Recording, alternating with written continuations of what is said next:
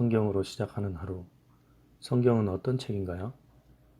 막상 성경으로 하루를 시작하려고 하면 어떻게 할지 조금 막막합니다. 무턱대고 읽자니 무슨 말인지도 모를 것 같고 별로 와닿는 것도 없을 것 같아 걱정됩니다. 그런 염려를 덜기 위해서는 우선 성경이 어떤 책인지 조금이라도 아는 게 필요합니다. 그래야 조금이라도 더 쉽게 가까이 할 수 있습니다. 지금부터는 성경이 어떤 책인지 한번 간단히 알아보겠습니다. 우리가 지금 보는 성경책은 대부분 한 권의 두꺼운 책으로 묶여 있습니다. 책을 펼쳐보면 실제로는 총 66권으로 이루어져 있습니다. 성경은 크게 두 부분으로 구분되며 예수님 탄생 이전의 시대를 구약, 예수님 탄생 시대부터는 신약이라고 부릅니다. 구약 성경은 총 39권, 신약 성경은 27권으로 장수로는 1189장이나 됩니다. 이런 성경 66권은 약 1600년의 기간 동안 40여 명의 제자들에 의해 기록되었습니다. 그런데 이렇게 많은 사람들이 기록한 성경을 왜 하나님의 말씀이라고 부를까요? 그 이유는 모든 성경이 하나님의 영감에 의해 주어졌기 때문입니다. 영감이란 성경 저자들에게 끼친 성령의 초자연적인 감화력을 말합니다. 즉, 계시를 주신 하나님께서 그 계시가 착오 없이 기록되도록 성령으로 관습하신 것을 말합니다. 이렇게 하나님의 영감을 받아 쓴 책이기 때문에 성경의 권위가 보장되는 것입니다. 그렇다고 성경의 저자들이 기계적으로 받아쓰기를 한 것은 아닙니다.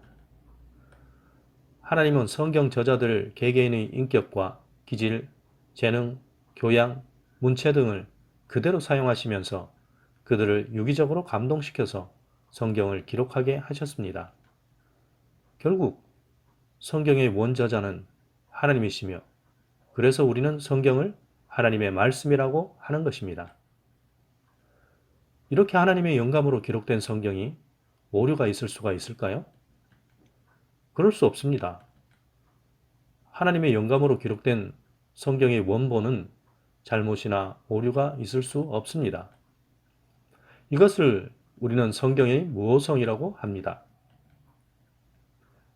그러면 우리는 성경만으로도 충분한 가르침을 받을 수 있는 건가요? 그렇습니다. 그리스도인의 신앙과 생활에 필요한 사항들은 성경에 충분히 명시되어 있습니다. 이것을 우리는 성경의 완전성 또는 성경의 충족성이라고 합니다. 따라서 이미 완성된 신구약 66권의 성경 외에는 하나님께서 더 이상 계시를 하실 필요가 없습니다.